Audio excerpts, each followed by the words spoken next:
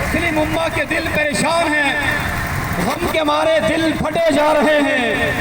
آج ایک دفعہ پھر فرانس میں اور اس کے حواریوں نے محمد عربی صلی اللہ علیہ وسلم کی شان اقدس میں جس گستاخی کا ارتکاب کیا ہے، مسلمانان عالم میں غم و غصے کی لہر دوڑ چکی ہے۔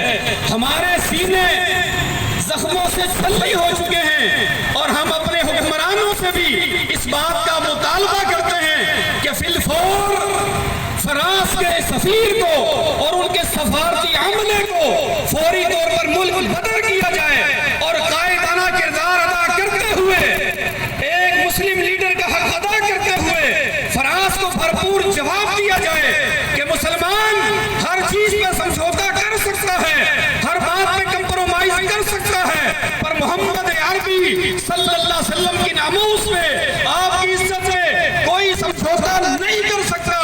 اس لیے ناموس مصطفیٰ کے لیے ہم سب ایک ہیں۔ آپ نے میرے ساتھ نعروں کا جواب دینا ہے۔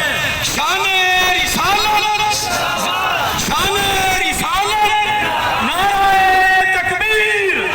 میں اس احتجاجی ریلی کے انعقاد پر تحفظ ختم نبوت کو مبارکباد پیش کرتا ہوں اور اپنے ادارے جامعۃ الاحسان الاسلامیہ کا نمائندہ ہونے کے ناطے، طالب علم ہونے کے ناطے، جامعۃ الاحسان کے تمام اساتذہ اور تمام طلبہ اور پوری انتظامیہ انشاءاللہ آپ کے ساتھ ہیں۔